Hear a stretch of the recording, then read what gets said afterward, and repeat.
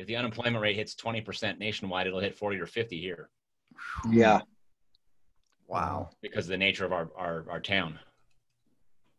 So yeah, it's just, and it all happened so fast. it really did. It really Like did. just unimaginable. It is unimaginable, and we're in it. So Yeah.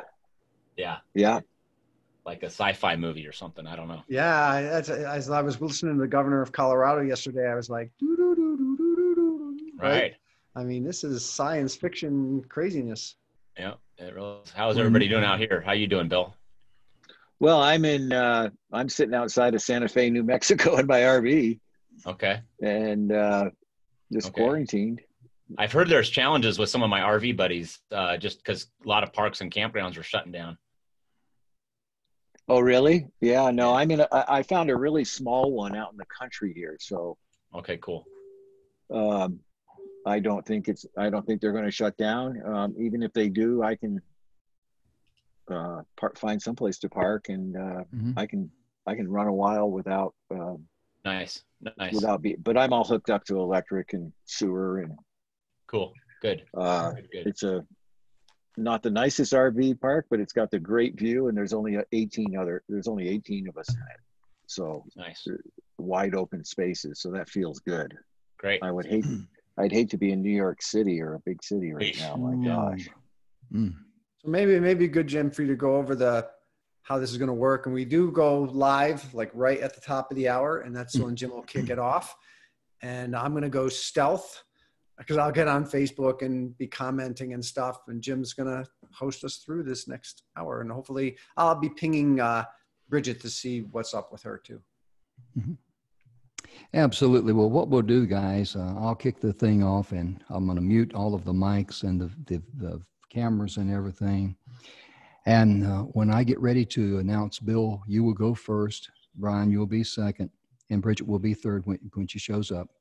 When I introduce Bill, first of all, I will cut your camera on and your mic on, and then I've got to switch your camera to be we see Don right now, and that way you got the spotlight. And then whenever it's your turn and you're the spotlight, and you see me do like Don did, go stealth. And in other words, when I do this right here.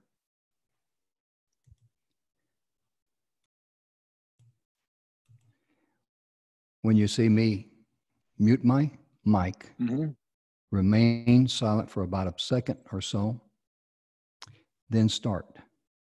Okay. And the reason for that, because we're going to take snippets of it out.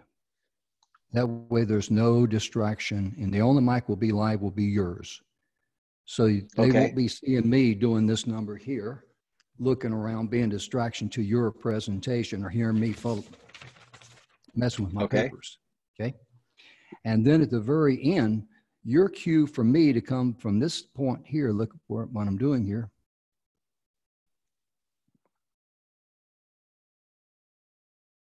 For me to unmute my mic and turn my camera on is for you will say, thank you so much, however you want to close, etc. Then pause for a couple of seconds while I'm cutting my stuff on. Then we can a clean snippet there. Now, while you're giving your presentation, have your chat box open if you can, if you see it. I have it open. Yeah, I have it open now. Drop a note in there. Let me just make sure we're good. All right. What I do, same thing we do on the radio show. The producer gives me 3 minutes. Boom, just like that. Perfect. I can see that. Yep. At 12:17 for you, Bill, and also 12:37 will be the first signal for you, Brian. That will be your cue to say, okay, I got 3 minutes to wind this thing up. And then I will give you the 2-minute countdown, the 1-minute countdown, the 30-second, and then you just, close however you want to, whatever you're comfortable with, and we'll just go from there. Okay. Perfect. I haven't timed this presentation per se. This is a brand new one for me. So if I'm short, I'll just make sure you're aware. So yeah, that's fine. That's cool, because if there's only two of us, I might go a little bit longer there, because I don't know if Bridget's going to be there or not. And in other words, I'm not going to cramp you a minute or two if we only got the two of us here. So we'll just play that by ear. Okay. But if you're done at 15 minutes, just simply say, ladies and gentlemen, thank you so much for your attention, or however you want to close it. That'd be my cue to get ready to come back. Okay. Awesome. So at 10, so while Bill's speaking, I'm off camera, I'm off mic, right? Off mic. That's correct. And I will be too. Great. Because I got to go get a cup of coffee. Hey, bring me one too, brother. I'm a it's coming your way, man. It's coming your way. Yeah, that's for sure. I appreciate it. It's a wonderful thing to be focused externally rather than internally, and being able to help people. And yes, it is. That's why we're doing it. It's an amazing thing.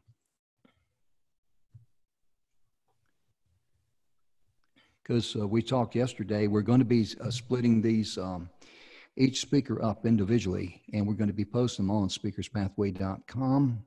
That way people can come there to speakerspathway.com, click on the little icon that will say Messages of Inspiration, Hope, and Support, and they can find your picture, each individual speaker's picture, click on it, and they can download and listen to their individual talk. It'll be listed on YouTube video. All right, cool. So that's something that's in the works right now. So, Jim, where in the world are you based out of? I'm in Texas, my friend. Which part? A little town called Brenham. Brenham. Okay. And people say, where's that? And I said, well, it's about halfway between Houston and Austin. It is the home of Bluebell ice cream. And everybody goes, oh, okay. Yeah, so in addition to sending you toilet paper, I can also send you some ice cream. Well, there you go. I'll keep that in mind if it gets real again. Isn't Bluebell the ones that say we eat all the ice cream we can and then we sell the rest? That's right. That's right. Yeah, they do. Awesome. And yeah, they are one of the main industries here in this town. And we just had our first case of the coronavirus listed here. Hey, Bridget's on. Heinrich and Brian and join. We can get you on third. So please join us and talk to you soon. Bye-bye. Hey, Bridget, can you unmute your video there? Can you turn your video on?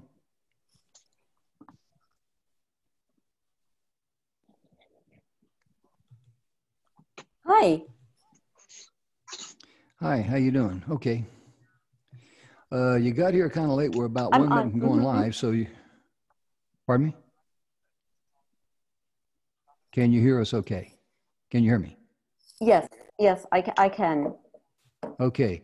I don't have time to go through the details here because you got late, but just follow what I'm going to do with Bill and Brian, okay? And you'll be pausing. Have her open up her chat. Have her open up her chat box. Yeah, open your chat box, please, and I'll type in the 3 minutes, 2 minutes, 1 minute countdown. So I'm going to go cut everybody's camera off, getting ready to go live. So we'll see you in a few. Okay.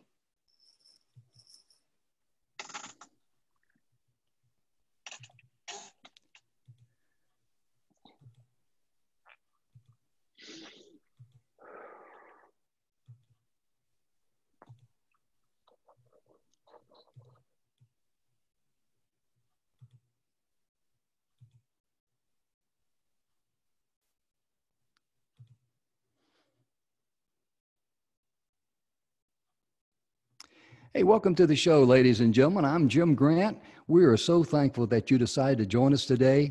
As you can see, I was a little busy there, preoccupied doing all the techie stuff. This is the fourth edition of Messages of Inspiration, Hope, and Support. And I'd just like to share with you at speakerspathway.com, in the upper right-hand corner, we're going to have Dandy Don. He's got the 5 simple steps to a kick butt TED Talk. Please click on that. Take full advantage of it. We've also partnered with Network Together. They build a community of entrepreneurs, from business owners to entrepreneurs online, accountants, investors, you name it. They're about building communities. So if you'd like to know more about them, please go to ntevents.net. And today, you're in for a treat. We got some great speakers. Our first speaker will be Mr. Bill Heinrich. Bill is one of our executive training directors at speakerspathway.com. He's going to be talking to us about surviving versus thriving. And let me cut Bill's camera on here and do all the little tech stuff I got to do. And I really appreciate what what Ben does for us at Toginet Radio behind the scenes, because he does all this techie stuff, and all I got to do is just talk during the radio show, and it's really amazing. Okay. Bill, how are you doing today, sir? Jim, I am very grateful and very pleased to be here. Thank you for having me. Thank you, sir. And just give me a couple of seconds here to mute my mic and cut off my camera, and you got the stage, brother. Thank you very much. Hello, everyone. Today, I want to talk about the difference between surviving and thriving. This is a talk that I've been giving for a number of years, and it's never been in a time where the difference between the two, surviving or thriving, is as apparent as it is today. There are some key characteristics with this, and as you understand these, you can really create more peace, love, and joy in your life. First, I want to look at what surviving looks like. We are born with 5 basic needs. The need for safety, the first need is our physiological: food, water, shelter, excretion, then safety, then love and belonging and esteem.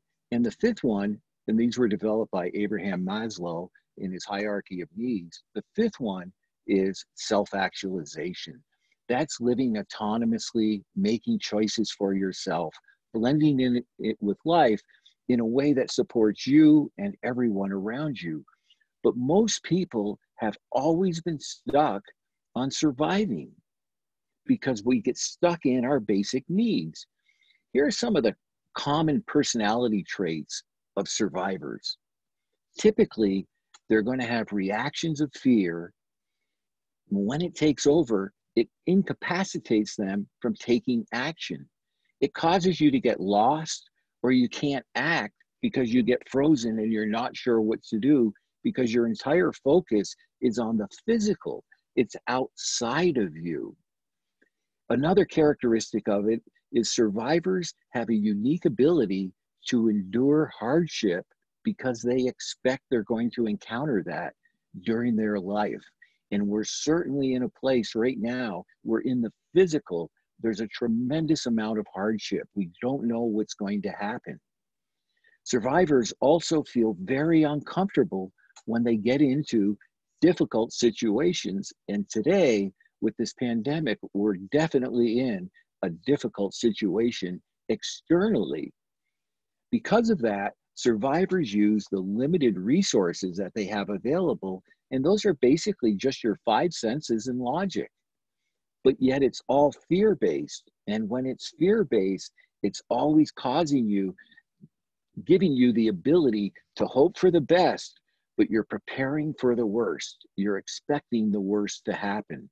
Survivors are focused outside of themselves on money and material things. I need more food, I need this, I need that. It's a struggle between force and power. People that are in survival are always working from a place of force.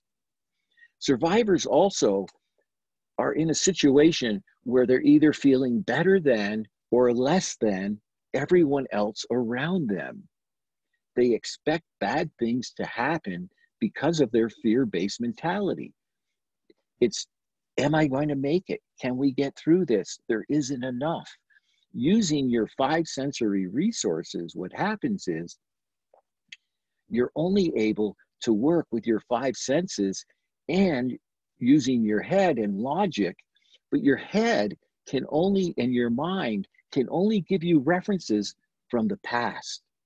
All you're doing is bringing the past into the present moment. So it's like living with a blindfold on and recreating the same results over and over again. There's a focus on shortage. There's not enough. It's a lack-based mentality when we're surviving. Survivors also have a unique characteristic when you're living from a place of survival, because in survival, there's always a winner and a loser. That's the way survival works.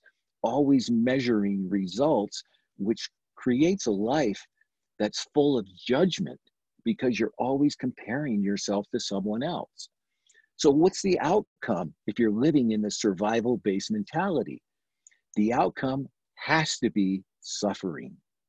It has to create problems, pain, and anguish, resentments, jealousy, anger, a very deep craving to have more.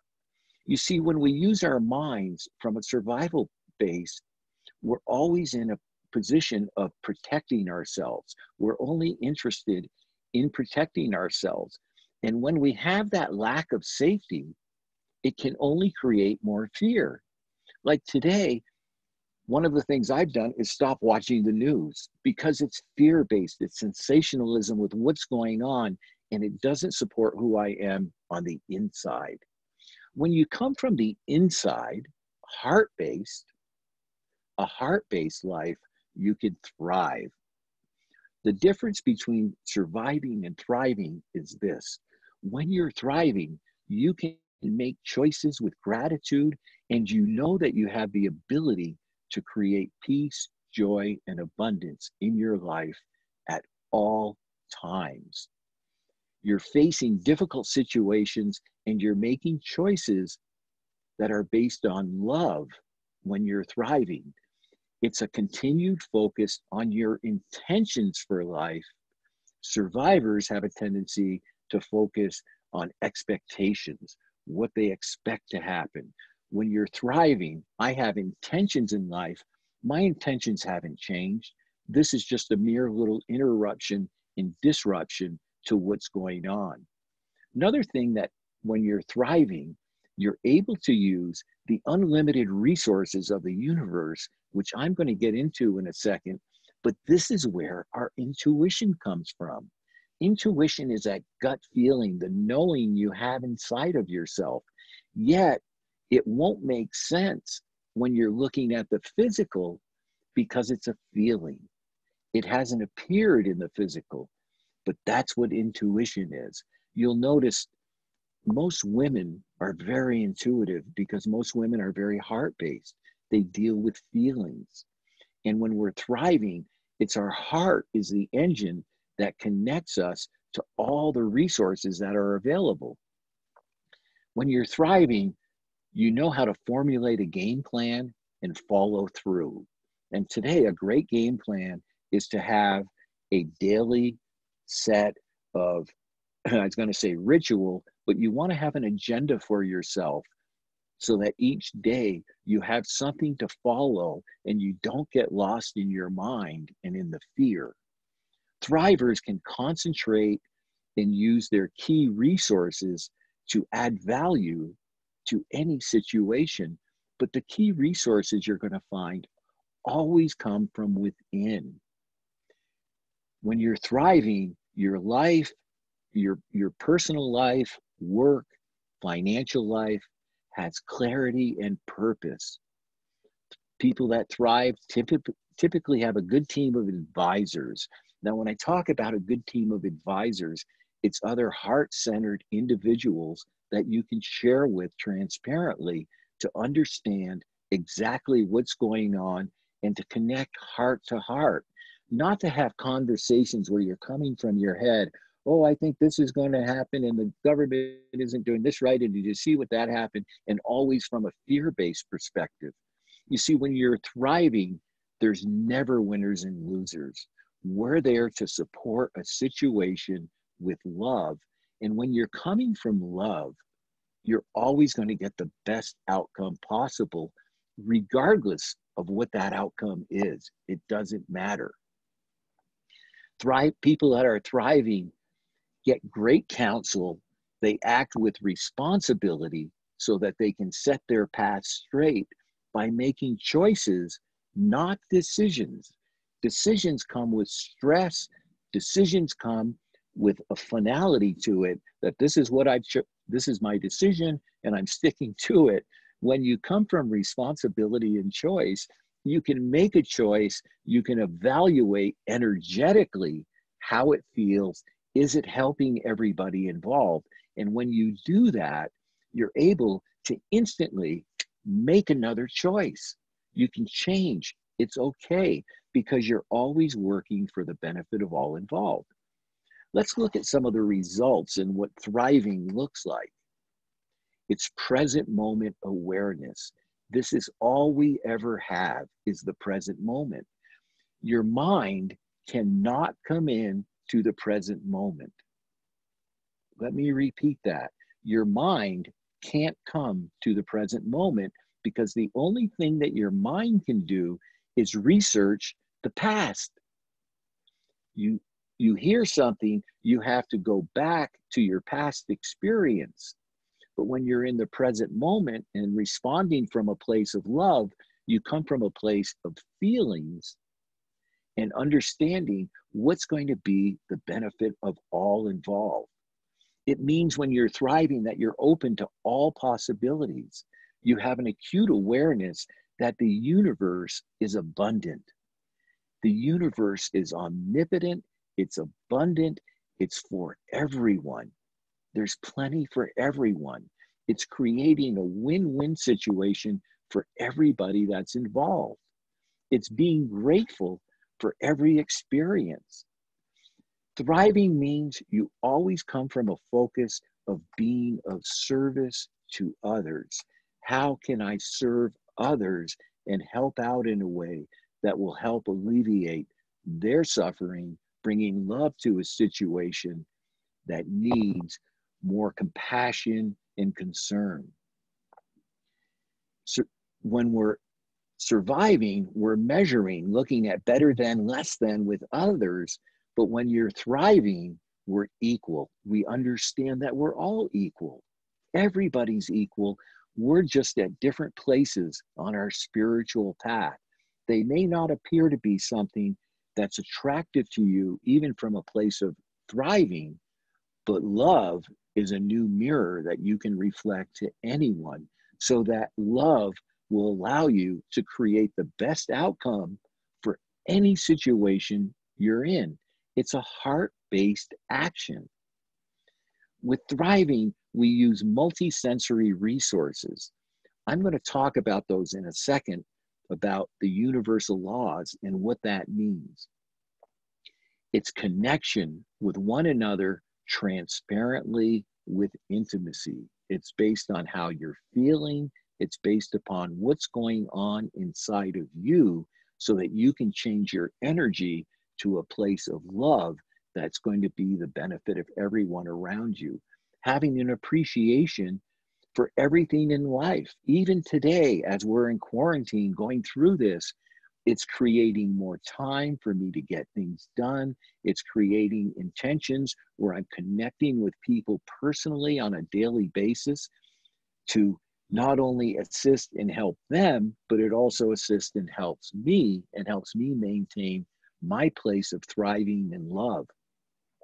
It's about possibilities, potential, and expansion. The universe is only about expansion. Let me just take a minute to run through the 7 basic universal laws, because we live in 2 dimensions. We live in the physical, but we have a non-physical dimension, and that's the universe. And you know, they're sending spaceships out and they just can't find the end of it. They keep finding new things. The universe is infinite. There's 7 basic laws that run the universe. The first one is this, is that everything comes from nothing, which means you can create anything you desire, but in order to create it, you must do it energetically, because the universe only works with energy. The second universal law is the law of correspondence. As above, so below. What does that mean? That means your body, mind, and spirit are aligned exactly to how you feel. If you're feeling survival and fear, then body, mind, and spirit is going to be aligned that way. If you're thriving with love, your body, mind, and spirit will be aligned that way. The third one is everything's a vibration. Everything in the universe vibrates. This is why our heart is so important and coming with a vibration of love makes such a difference. Those three laws are fixed. Everything comes from nothing, the law of correspondence, and everything's a vibration. They're fixed. They're like the law of gravity. But there's four more, and these laws are transcendable. You can change them with energy. One, the law of rhythm. What flows in must flow out. If fear is flowing in, flow out love. The law of polarity. There is duality in everything in the universe. Everything has the duality. There's hot and cold. There's love and hate. Everything is in duality in the universe. You can transcend the duality by coming from a place of love. You can literally change a physical situation with your energy. The next one is the law of cause and effect. Many people call this the law of attraction. For every cause, there's an effect, and every effect has a cause. There's something that creates it. There's an energy that creates it. If you're familiar with the law of attraction, that's what this is. You can attract anything you want to you, but you must do it energetically. You can't think it. It'll never happen when you think it. You have to create it energetically. Then there's the law of gender. Everything has masculine and feminine energy. Everything. Humans, plants, minerals, everything.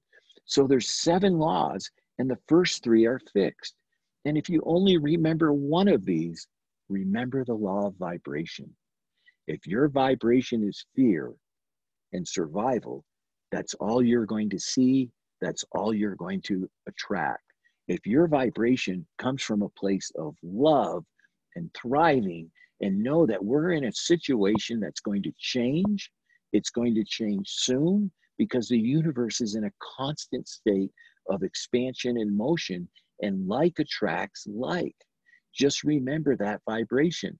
You see, when you look at the difference between the head and the heart, our head can only work in the physical, and our head is only about protecting us. It can only protect us. That's the purpose of our ego and our mind. Our mind is a tool that we use on a daily basis, but our heart can create miracles. Our heart, through the energy, this is the source of energy for our being and what we share to everybody. And right now, more than any other time in our life, it's very important to be in touch with your heart. Be in touch with how you feel. Understand the 5 or 6 or 7 basic feelings: anger, loneliness, rage, peacefulness. Just look them up and start connecting through these feelings with your heart. Know how you feel. Share your feelings with everyone.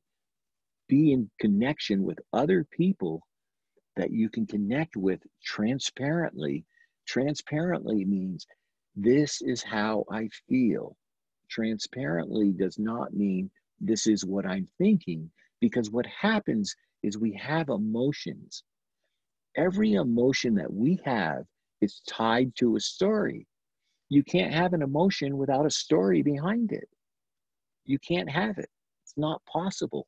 And when we research the past, what we're researching are times that we were here to learn lessons that no longer serve us.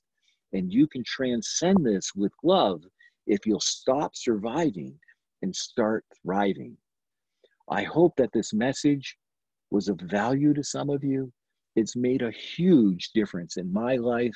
I've been teaching this now for 10 years, and I wish all of you many blessings and good health as we continue this new journey into our new world that we're experiencing at this moment. Namaste. Thank you all very much. I'm Bill Heinrich.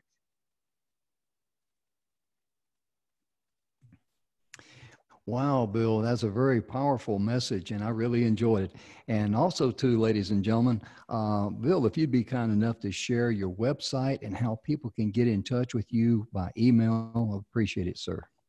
Certainly. If anybody has any questions, you can reach me at The Divine Purpose Guy, The Divine truelifepurposeguy@gmail.com. And my website is truelifepurposenow.com. Jim, thank you so much for having me on. And I hope that these messages are getting out to the people that need them the most.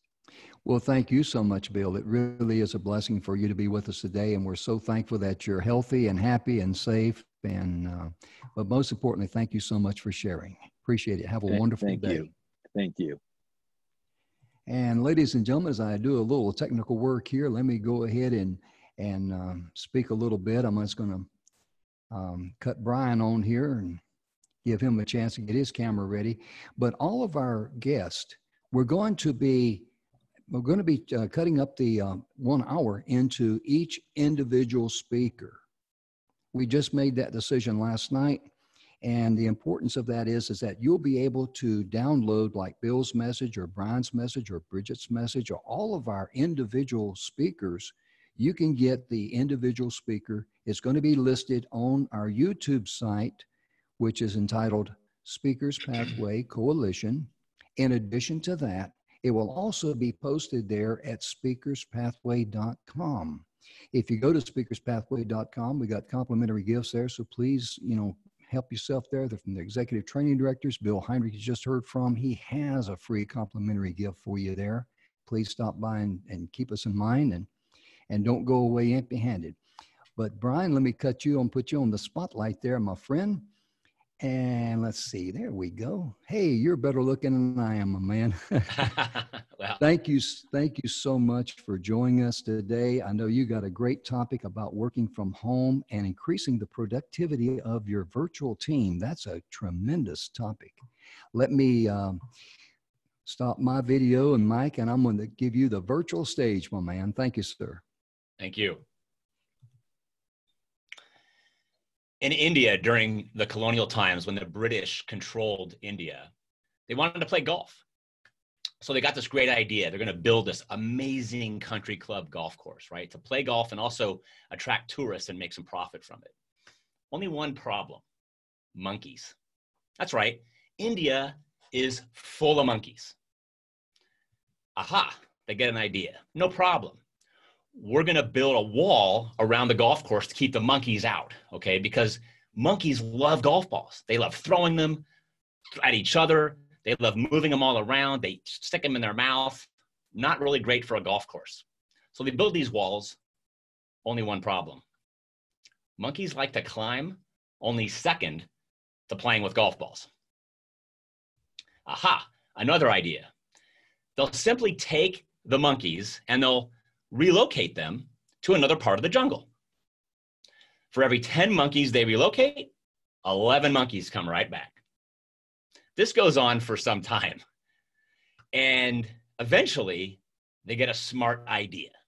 You see, we all are dealing with adversity. We all have adversity in our lives. We have a lot of adversity right now, probably. It's the way you handle that adversity that makes all the difference in the world.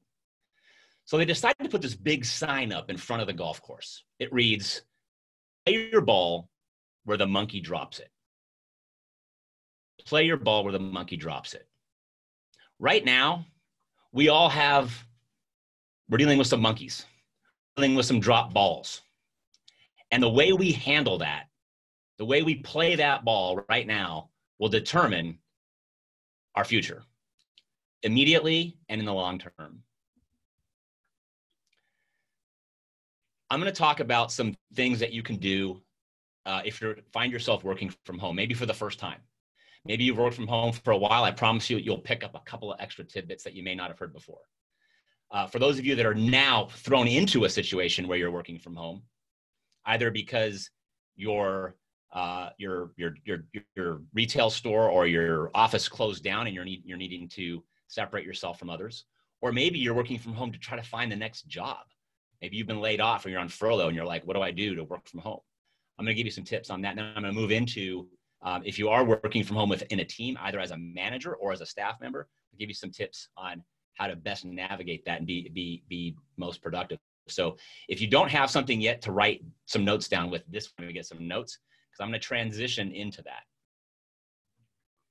Okay, number one. This is the most critical thing to take away from everything I'm going to teach you about working from home is have a specific morning routine, a very specific morning routine. I'm going to share with you what my morning routine looks like. Your morning routine should be tailored and specific to your needs. Okay, do not copy mine. Okay, I want you to have your own, but it has to be specific. And I highly encourage you to do this every single day, especially Monday through Friday, and then maybe have a separate morning routine on Saturday and Sunday, if those are your rules. So my morning routine begins like this. I have a time where my feet hit the floor. It's not a wake up time. It's not that time where you hit that snooze button over and over again. It's a feet on the floor time. My feet on the floor time is 5:30 a.m. Pick yours. Then I weigh in. I'm on kind of a health kick right now. So I weigh in. I put my sweatpants, underwear, socks, and shirt on, go downstairs. I grab a 32-ounce bottle of water, and I start drinking that with my morning supplements. And then depending on the day, I rotate every other day. By 5:45, I'm either doing a learning exercise, reading a book, going through an online course, or I'm exercising my body, taking a walk, working out with weights, doing some calisthenics in the house. By 6, I do that for an hour. At 6:45, I stop. I go and take my shower, shave, and I get dressed for work. I'm going to repeat that. I get dressed for work. I don't stay in my sweatpants or my pajamas. I certainly don't stay in what I sleep in because, well, you get the point. Get dressed for work. You're here for business, okay? You're here to create some productivity in your business. So don't hang around in your sweatpants all day long. And then by 7:15, I'm having breakfast. I cook it, I eat it, I clean it up. So that by 8 a.m. for me, I am in my office, which I'm in right now. We'll talk about space in just a moment. So that's my morning routine. I want you to have your own morning routine. Make it specific, follow it every day. I promise you, it will help you in ways you cannot even imagine. The second work from home strategy is all about your environment, okay? You can see I'm in a pretty unique environment, right? Fortunately for me, I was prepared in advance. About a year or so ago, I actually converted my one of the rooms in my house into an office/home studio. It's been serving me very well these days. But if you don't have this, and you probably don't, that's fine. Just have an area of your house. Hopefully it's a room that you can close the door. If not, a closed off area from the rest of your house as your workspace. It could be a spare bedroom, of course. It could be the garage, could be in your basement, just any area. You may have to get creative. You may have to put up, changing borders or something like that, just to wall yourself off in the house. That's really important. Make it your workspace. The second thing to do is make it a place you want to be in. Okay, there's a lot of little things around here that you can see, right? These things are meaningful to me. They make me happy. They make it where I want to come into this space every day. My lighting is the way I want it. I have different lighting and stuff that I can set up in here. I'm not going to show you now. I have plenty of desk space. I have candles. I have an essential oil diffuser in the background. I've got photos of my lovely family and wife. I've got books and awards, speakers awards, and things like that I've achieved. It makes me feel good, okay? The other thing I like is I like music. I have an awesome sound system. If you don't, just put some headphones on. I love listening to music while I'm working. So make it a space you want to be in so that you're happy while you're doing your work. It's important. And also, maybe if you continue working from home, make it a place that you want to show off, right? People love looking at the space. They come up to my house, like, wow, this is pretty cool. That makes me feel good too. All right, third work from home tip. Keep a specific schedule, including mandatory breaks. Bill set this up. He talked about keeping a set schedule. I'm going to carry that a little forward and give you some specifics on what I do for my set schedule. Take what you want. Number one is I time block my calendar, meaning I put everything on my calendar that I'm meetings for people, literally everything I'm going to do. Breaks, lunches, meetings, to-dos, projects that I need to work on, it's all on my calendar. So I know pretty much, with very rare exception, what my plan is for the day. Now, obviously, the monkey may drop the ball where I don't expect it. And so I need to adjust my plan, be open to that. But initially, time block your calendar. I do this at the end of my day for the following day. Meetings when you're from home are different. Meetings are either on the phone, through a Zoom meeting like this, all different ways. my advice is keep them short and on point, and always have an agenda, even if the agenda is an item of one. Sometimes you just need a meeting to go do one thing. That's okay. It's okay. In fact, it's advised to have an agenda of one. Schedule your distractions. Schedule your distractions. Bill mentioned that he has stopped watching the news. Great idea. Very healthy right now. But if you do want to watch the news, schedule it, right? Don't let it become a distraction. Don't let it pop up and say, something on your screen or on your phone. Schedule your news time. 5 minutes at 10 a.m., 5 minutes at 5 p.m., done. That's all you need, really. Schedule Facebook. That's a distraction. Schedule email. That can be a distraction, right? Schedule all those things that are distracting you from being productive. One tip on Facebook, my good friend and mentor, Casey Eberhardt, turned me onto friend lists. Okay, friend list on Facebook is your friend. A lot of people tell me they always see me on Facebook. They don't. I'm like a ninja in Facebook. I pull up my friend list for the people I want to be following and commenting and connecting with. I go through it real quick in like 5-10 minutes. Boom, boom, boom, boom, boom, and I'm out, right? And I schedule that time every day. So use friend list. If you don't know much more about that, you can reach out to me. I'm happy to help you. So turn off those pop-ups on your phone and computer. Those are distractions. And schedule and take your breaks fully, all right? And have a plan for it. Take a quick walk, meditate, drink a favorite drink, espresso, tea, wine, whatever it is. You're working from home, have a glass of wine if that's what you want to drink. But do it fully and make sure and mandate it for yourself. And also have a specific start time for your work and an end time for your work. Okay, so that's scheduling. I know I'm going through a lot. Watch the recording, take some notes. I'm happy to help you afterwards if you need more help. The next thing, a lot of us are working from home and we have a family. Right now, my kids are home from school. My wife is on furlough. The whole family's here. So it's changed the environment a bit. So make sure that your family understands what your schedule is. Post it on your door. I do that sometimes if you need to. Make sure you also coordinate family time, specific family time, so they know when you're going to be available. Even include them in your breaks. My wife and I sometimes will take a 15-minute walk on a break, right? It's actually a nice thing to do. Now, beware of the home time traps, right? Home time traps. Things like when kids are in school, when they come home. When the kids come home from school, that's not the time to necessarily start interacting with them. Make sure they understand that.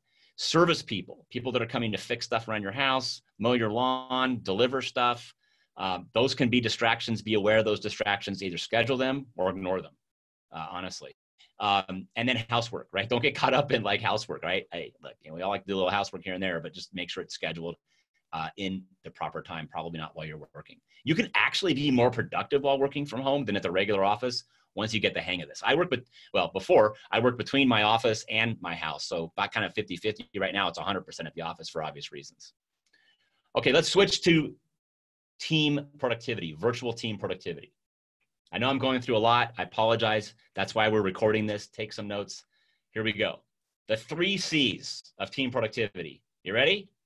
Communication, communication. You got it. Communication. You have to over communicate now. All right. You're not going to be bumping into people at the proverbial watering hole. They're not going to be walking in or out of your office.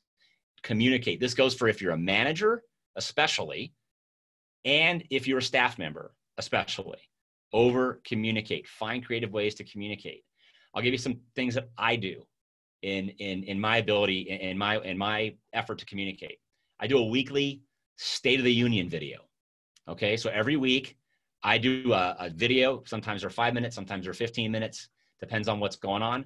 And I'm going to tell you exactly my format or what I cover in those videos right now. So write this down. The first thing I do is I welcome any new team members, make them feel good. The second thing I do is I give verbal recognition to the team members that are on the team, something that I saw that they did well or accomplished. The third thing I do is I identify the business victories for that week, things that are going well. The next thing I do is I identify business challenges, things that aren't necessarily going so well. I want the team to be involved. I want the team to own what's going on. Be serious about it, but be upbeat about it, right? You got to turn on that energy. When we're on camera like this, it sucks some energy out of us. I know it may not seem like that with me because I happen to be a highly energetic individual, trust me, it takes some energy out of you. So be overly energetic and serious when you're doing these videos. And then finally, this is really important on those videos, ask feedback. How am I doing? How's things going? How do you think everything's operating? If you're a staff member, you can also and should also give your manager a weekly State of the Union video. So here's your format for that. Number 1, what did you accomplish this last week? Number 2, where were you stuck? Number 3, what do you plan to accomplish in the upcoming week? And at the end, just like the manager ought to be, ask for feedback. If you do that as a manager and a staff member each week, that alone it'll add so much peace to your team, your virtual team environment. You have no idea. Another thing that I'm just starting to do is I'm using the mailbox. Okay. I know that's that thing that has dust on it outside your house, right? Paper stuff goes in there. That stuff that's made from trees for those millennials out there, paper stuff. So use the mailbox. I've just started using this. If my team is listening, stuff is on the way, just so you know. And I send them cards and other things that just help them know that I'm thinking about them, okay? If you're interested in using the mailbox in this creative way, I use a service called Banner Season. If you want to learn more about that, just reach out to me. I'm happy to help you understand it. It's a really cool tool, and it's a really great way to communicate and stay in touch in a very personal way with your team. Let's keep going. Video is best for meetings, all right? We're using Zoom right now. That's a video platform for having video conferences. It's very effective. There's a couple of others out there that you can use. Another video tool that I use is a phone app. It's called Marco Polo, and it's kind of like a walkie-talkie with video. And I use that selectively with some of the outside people that I work with on a regular basis if we're in the moment and we're not in a position to just jump on a Zoom call. So Marco Polo, it's a free app for both Android and iPhone, and it's really, really fun. If you want to try it out with me, I'm happy. If you reach out to me afterwards, I'll give you my phone number and we can connect with each other and use Marco Polo. It's kind of fun, but only during that time where it's scheduled in your calendar. Okay. Lastly, on that part is reporting. Reporting is key. We use a format called a 515. All right. It's basically where you can deliver the report in 5 minutes. It takes you 15 minutes to create, look it up. It's called 515 reporting. And then I'm going to move into something else. The 3 T's. We talked about the 3 C's. The 3 T's are time, tools, and training. Okay. Time is your ally if you use it right. We talked about some ways of managing your own time blocking. Do some fun stuff with your time. Have a team lunch. Open up a Zoom meeting. Have lunch as a team. It's an idea. Have some fun with this. Get creative. Okay. You may have to be more creative than you've ever been before. A couple things also. If you're a manager, get your team going first in your day. Okay. In terms of managing your time, and then move on to your other stuff. If you're a staff member, give your manager an update at the very beginning of the day, then move on to your work. That helps in the communication side as well. Some tools we've already talked about. Zoom is a great one. And I am running out of time, so I'm going to end with this. Michael Phelps, internationally recognized Olympic champion. He's won 22 Olympic medals, 18 gold. As part of his training, his coach had him play the tapes in his mind every day, every morning when he woke up and every night when he went to bed, of every single event he was going to compete in, every breath, every stroke. China, 2008 Summer Olympic Games. Michael Phelps is about to race his signature 200-meter butterfly event. Beep! He dives off the blocks, hits the water. His goggles crack, filling him up with water, blinding him for the rest of the race. So he starts counting his strokes, counting his breaths, estimating as best as he can where each turn of the wall is going to be. As he imagines him finishing the race, all he can do is he can hear the crowd roaring everywhere. He can't see anything, so he has no idea where he's positioned in the field. As he touches the wall, he lifts his head up, lifts up his goggles to drain the water out, and he looks at the scoreboard, which reads, Michael Phelps, new world record. Pick up your ball from wherever the monkey dropped it. That is more important now than ever. We can do this together. Thank you, Jim. Thank you, Brian. As being a golf player, I'm gonna remember that. I'm just gonna wherever the monkey drops the ball. I want to thank you so much for being a part of our program today on our show. Before you depart from us, please let the folks out there know what your website is and how they can get in touch with you to talk to you about Marco Polo or anything else, brother.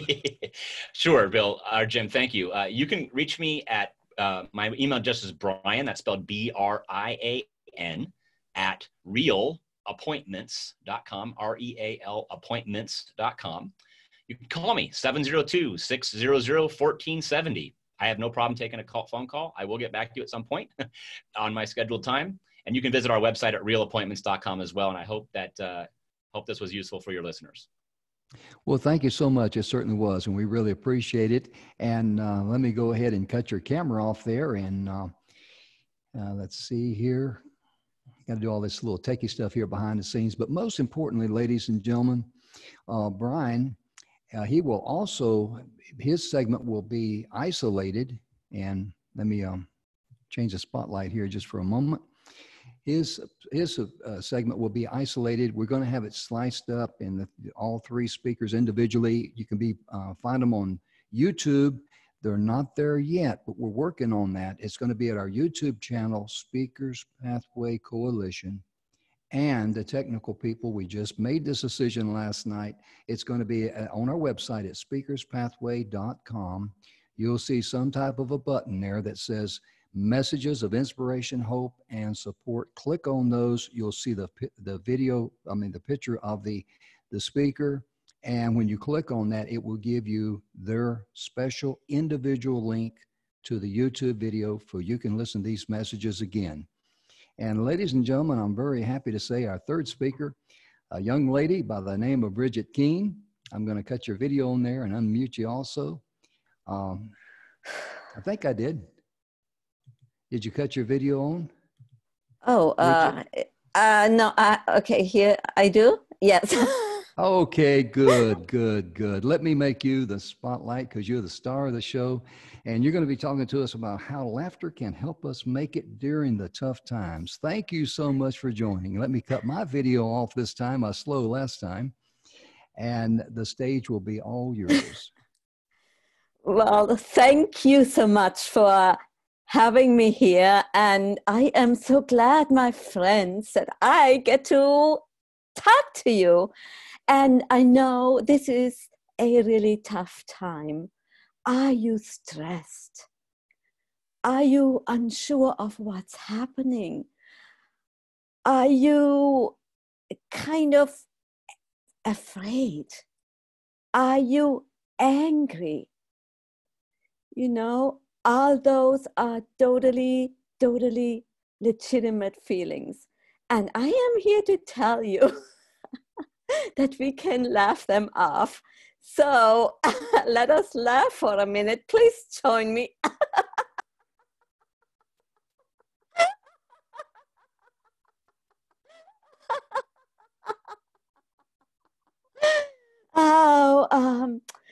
So, you know, we all grew up knowing that laughter is the best medicine, right? Anybody who hasn't heard that? Well, what do we make of it? Where is it? Where do we hear about laughter? There's almost nothing. Nobody who's doing it. And actually, I forgot to introduce myself. I am the laughter liberator who pioneers the laughter lifestyle. So I am glad to be here again. So anyway, what happened to laughter? Laughter is inborn in us. I would assume that we all were little children at some points. And, you know, when we are born, when we have this little baby, and we are all waiting for babies to smile. And then we just give everything for the smile. We forget how much work it is. And, you know, we just love this baby. We just love to smile. And of course, we have to smile too, because, you know, we don't want to be clumpy to see this baby. And so it goes through early childhood. And then sometimes something happens, because what do you think? How often little children laugh? Well, little children laugh, do you think 50 times a day, 100 times a day, 150, or even 200? They actually laugh more than 200 times a day. And then it comes to us. How often do we laugh? Now, be a little bit shocked of the statistics, because the average, I'm not talking the one who laughs sometimes a lot. Now, the average adult smiles under and laughs under 10 times a day. Imagine that. So what has happened between those times when we were laughing just for the joy of it, and now we are not laughing because maybe we were told, well, laughter, is not appropriate, and, laughter got a bad rap. But I am here to tell you that laughter is actually here to liberate us, to free us. We all have laughter somewhere down in our body, down in our heart. It might have some cobwebs, but it's still like a diamond in the rough. I had an experience when I went to college to teach about laughter. And after we were done, then one of the college professors, I said in front of all his colleagues that today was the first time that he laughed in 10 years. Now, can you imagine a life without laughter for 10 years? So I didn't know if I should be happy or if I should. So I decided, well, it's great that he gets a start in laughter. And we know about the benefits. And you know what? There are a lot of health benefits. Too many to list up in this short video. But one is that it boosts our immune system. Who does not need a stronger immune system? At this time, it brings oxygen to our brain. It makes us more resilient. And you know what?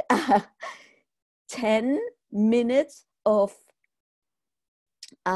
laughter are as much as 30 minutes of any other aerobic exercise. So think about it.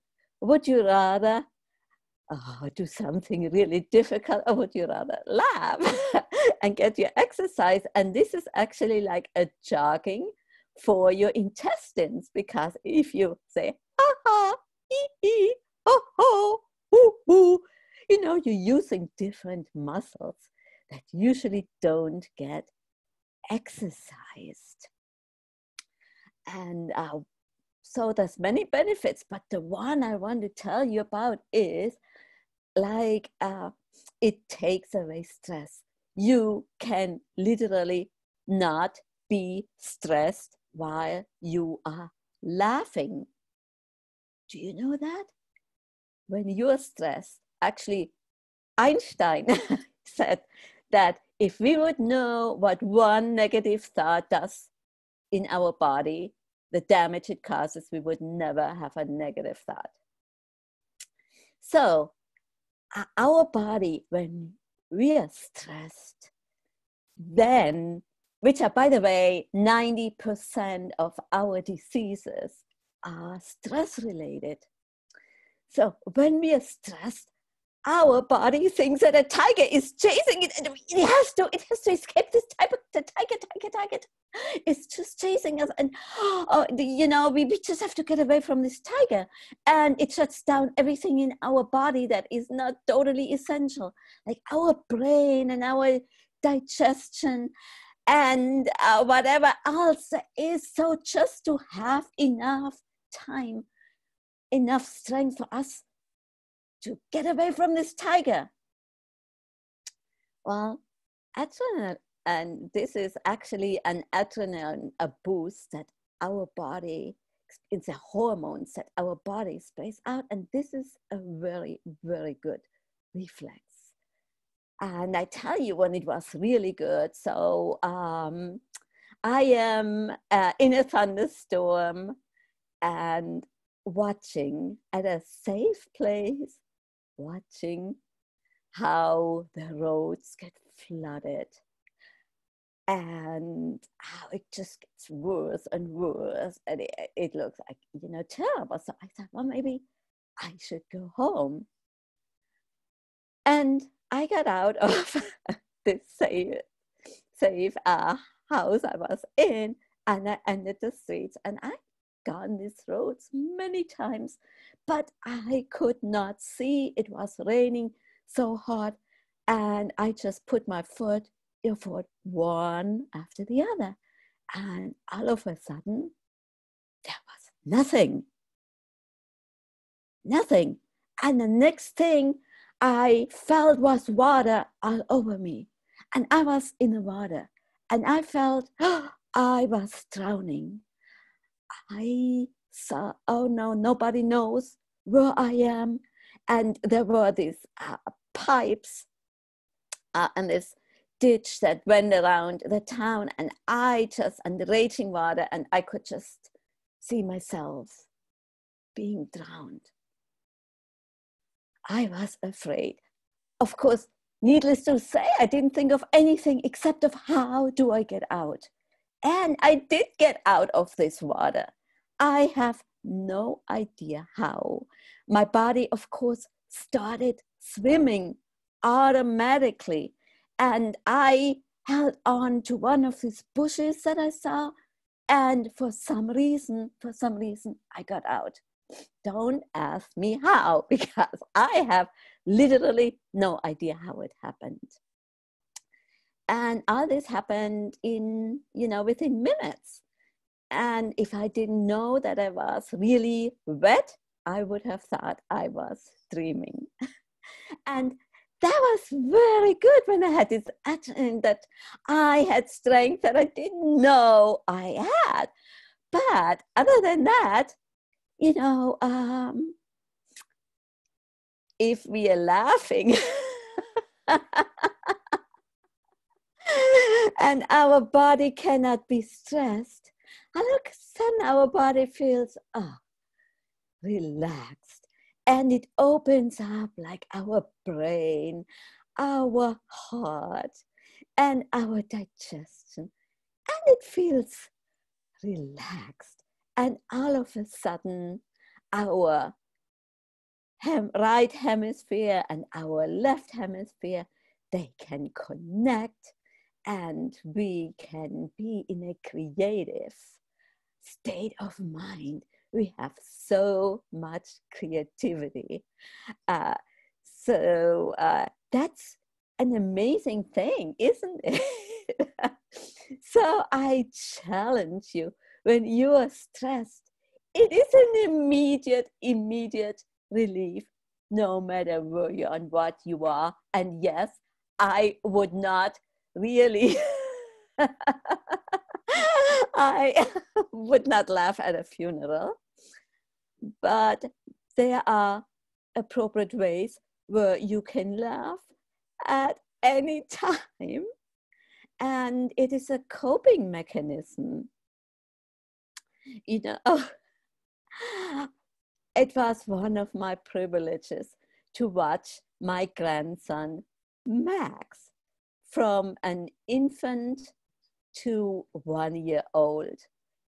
I watched this helpless infant to making his first turns, to hold up his head, to get in a sitting position, to stand up, to crawl, and to walk. And it was amazing because, you know, he didn't get fazed by anything, and he was interesting in everything. Everything was interesting, and I want to challenge you to also be interesting. What is there?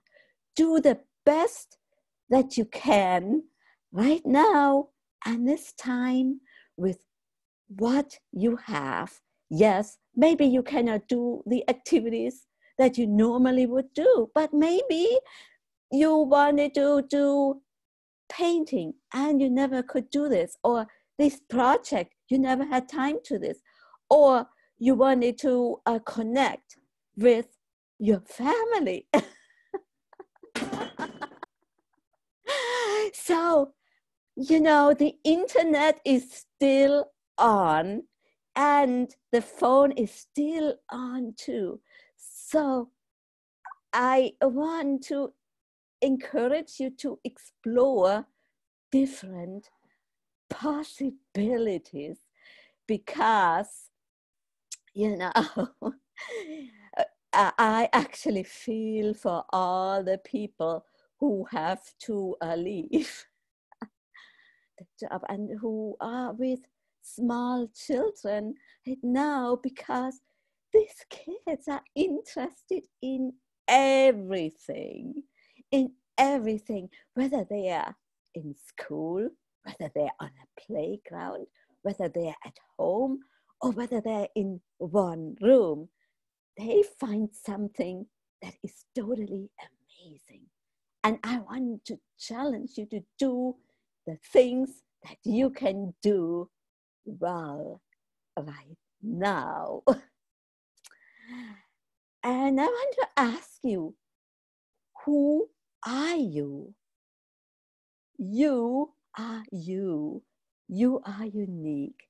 Nobody has your gifts. So use them. Remember who you are. You are created as a very, very special, unique human being. So my time is almost up, but I really wanted to tell you, I wanted to say, remember who you are in any situation. And things can be happening to you from the outside, but from the inside, you are you. You are you. And let's think about laughter as an alternative, as an immediate stress relief, and actually as a tool to change your life. So let's laugh with me. And I am Brigitte, the laughter liberator, pioneering the laughter lifestyle. I am so glad I was with you. It was such a privilege. Thank you for the organizers to giving me these possibilities, and thank you.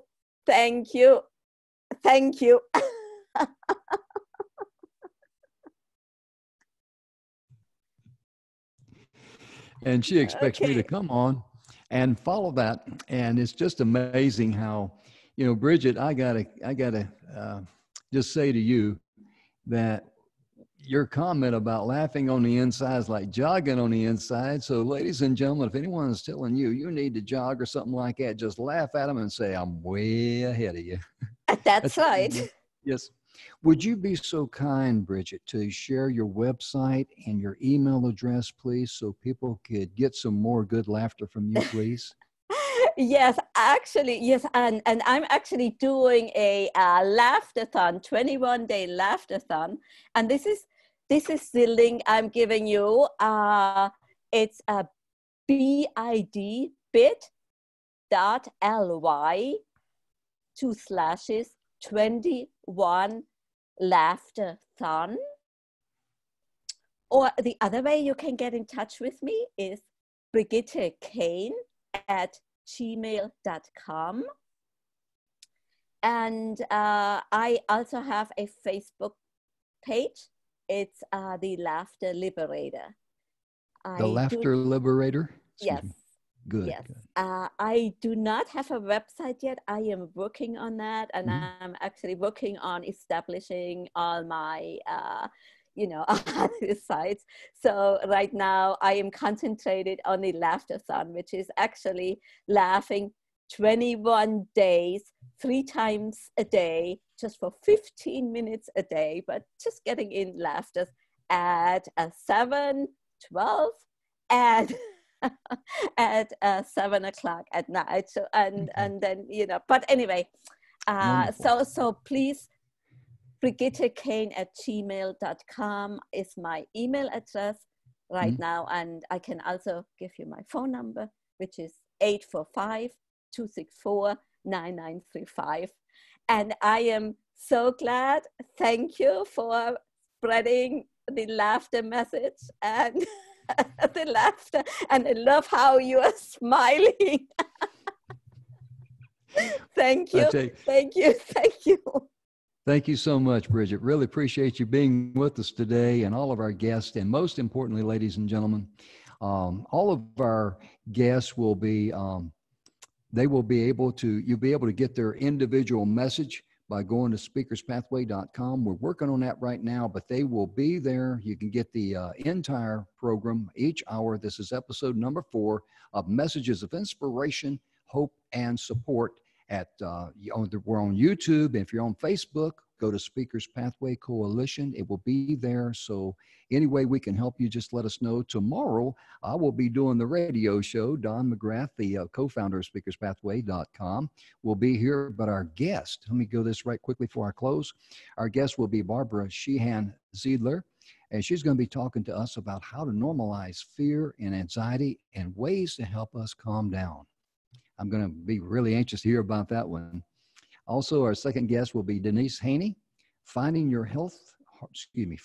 heartfelt message to share. That's a wonderful, wonderful topic, especially during this day and time.